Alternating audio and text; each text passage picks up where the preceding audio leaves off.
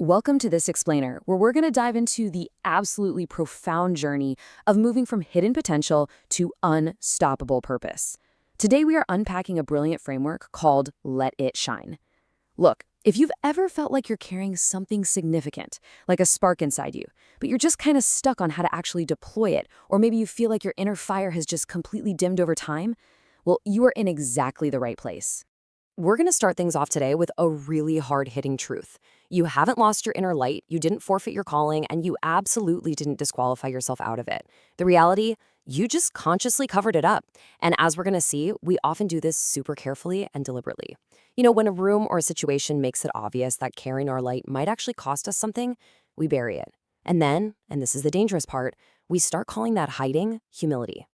So here's our roadmap for this explainer. We're taking a deeply insightful 7-day devotional framework and condensing it into 5 distinct flowing phases. We're going all the way from discovering your core identity right through to realizing your ultimate mission. It's a progression that is literally going to transform how you see and deploy your light. Let's get right into it. All right, starting with phase 1, the spark, discovering your identity. When we look at foundational texts like Matthew 5 and John 1, the grammar is actually fascinating. It says, "You are the light." Notice that? It's present tense. It's an identity, not an instruction. The core idea we need to establish right out of the gate is this. You do not create the light. You carry it. This light was given to you, not earned. It's a declarative state of being rather than some conditional achievement that you have to endlessly work toward. You don't have to wait around for that magical moment when you finally feel qualified to carry it, because honestly, the qualification was never yours to achieve in the first place. Now, this completely flips how we interact with the spaces around us. We are so often taught to fear the dark, right? But we need to radically reframe this. Darkness isn't some victorious monster that overpowered your light. Darkness is simply an absence. That's it. It just reveals your coordinates.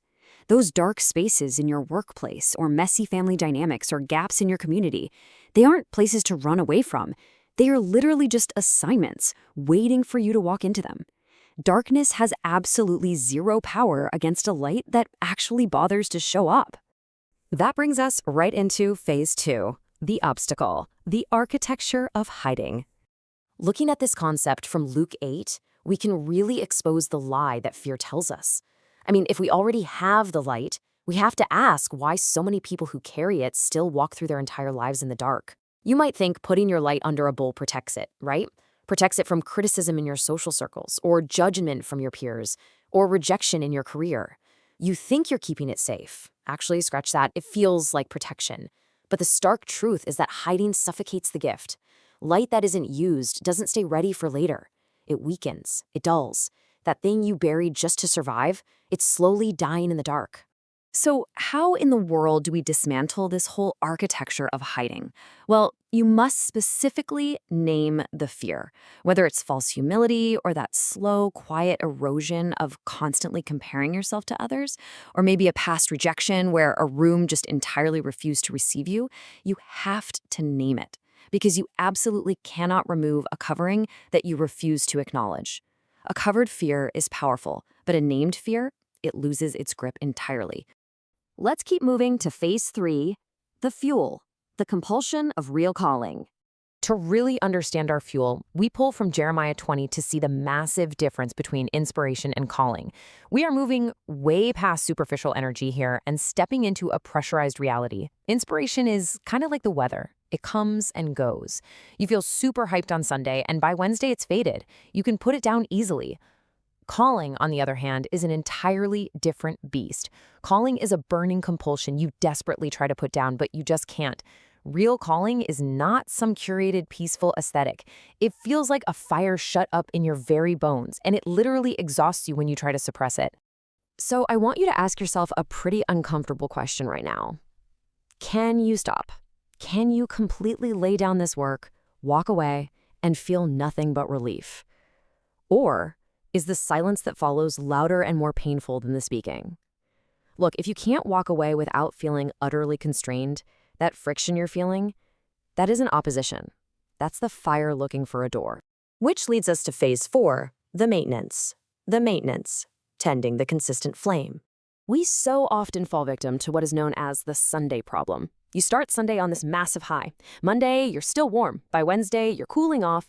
And by Friday, the fire is just gone. Poof. This emotional cycle happens because we rely on environmental inspiration instead of personal discipline. That is a dependency, not a fire. This is exactly why texts like Leviticus 6 command that the fire must be kept burning continuously by you. While the fire is initially lit for you, the completely unglamorous everyday habit of keeping it alive, that is entirely on your shoulders. To break that awful cycle, you have to remember this. Feelings follow faithfulness. They do not precede it. You cannot just wait around until you feel inspired to tend the altar. You don't wait until you feel the warmth to bring the wood, right? You must maintain the flame on an ordinary, boring Tuesday morning when absolutely no one is clapping for you and you really don't feel like doing it. You show up and then the warmth returns. So here is the highly practical application of this. To stop the fire from going out, you need to implement this incredibly simple 10-minute daily habit. Step 1, pick one thing. Prayer, reading scripture, just sitting in silence, whatever it is. Step 2, name a specific time. And step 3, do it for just 10 minutes every single day. You have to design this to be so ridiculously simple that you can show up and do the work even on your absolute worst days. Because honestly, that is when the fire is most vulnerable to going out. And finally, we arrive at phase 5, the mission, the final commission. This is where the whole shebang culminates. This is where we finally put an end to that agonizing, endless internal debate about whether or not you're qualified to shine. In Acts 13, the phrasing used is just incredible. I have set thee. Again, notice the grammar here. It's past tense. The assignment was issued and completed before your resistance, before your fear, or your hiding even began. There's no opt-in button for this commission. You were not saved just to sit safely on the sidelines. You were set firmly into position. And this brings us to an incredibly empowering realization.